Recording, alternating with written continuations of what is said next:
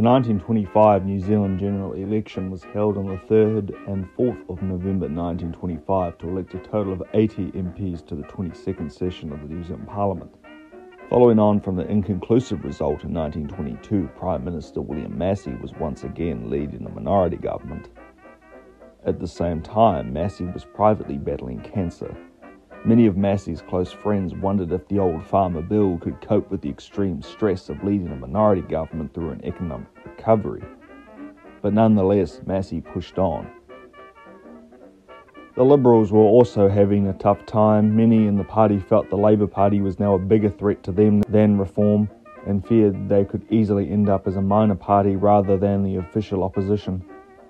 Wilford attempted to merge the Liberal and Reform parties, but this was flat out rejected by Massey. During early 1923, the economy rebounded and New Zealand officially entered the Roaring Twenties. The Roaring Twenties were a decade of economic growth, widespread prosperity, where materialism began to take off. As middle-class Kiwis began dressing fancier, snapping up automobiles, radios, and of course heading to the cinema.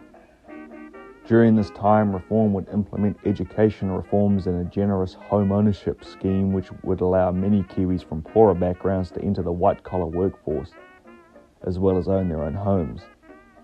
These programs greatly benefited the working class and also helped to pull working class voters away from Labour.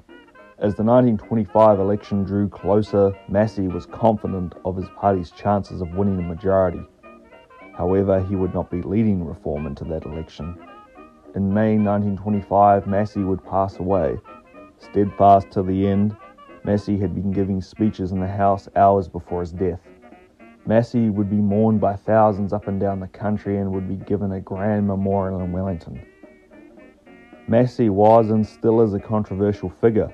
A gruff Ulsterman, he earned the disdain of Catholics after Massey had been seen to encourage sectarianism.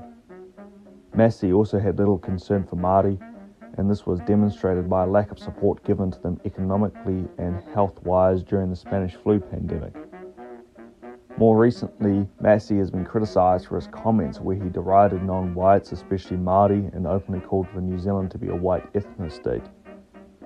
Regardless of what he may be thought of today for his beliefs, Massey was a transformative Prime Minister who greatly shaped New Zealand society, particularly in regards to agricultural policy. Sir Francis Bell would briefly become Prime Minister while Reform elected a new leader. A month after Massey's death, Gordon Coates would take over as Prime Minister and Reform Party leader. Born in rural Northland, Coates grew up on a cattle run and was bilingual in English and Te Reo Māori, the last New Zealand Prime Minister to be so. Coates took charge of the farm at a young age due to his father's mental illness before becoming a Member of Parliament in 1911.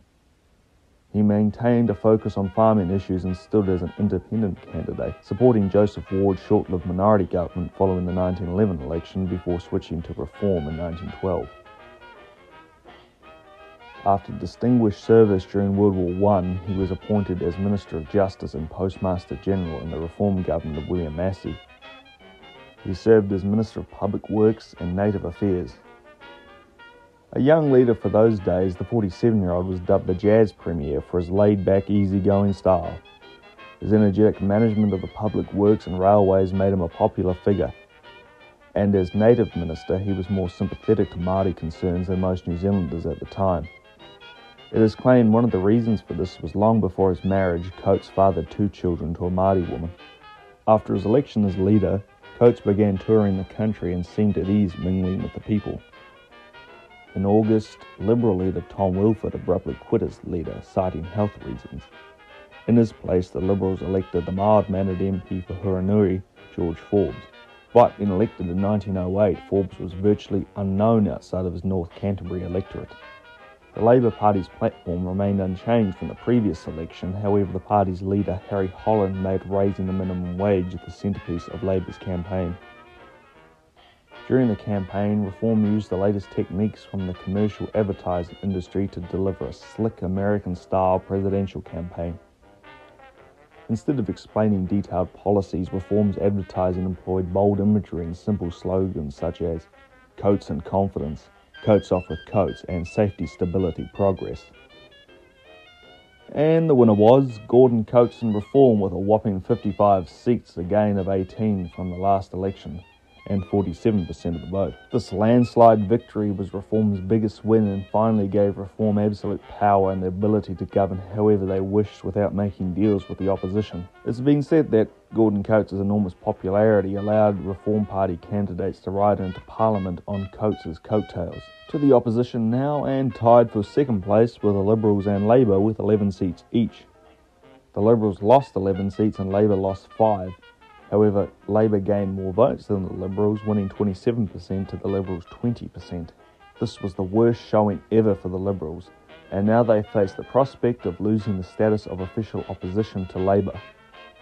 Thanks for watching, and come back next time for the election of 1928.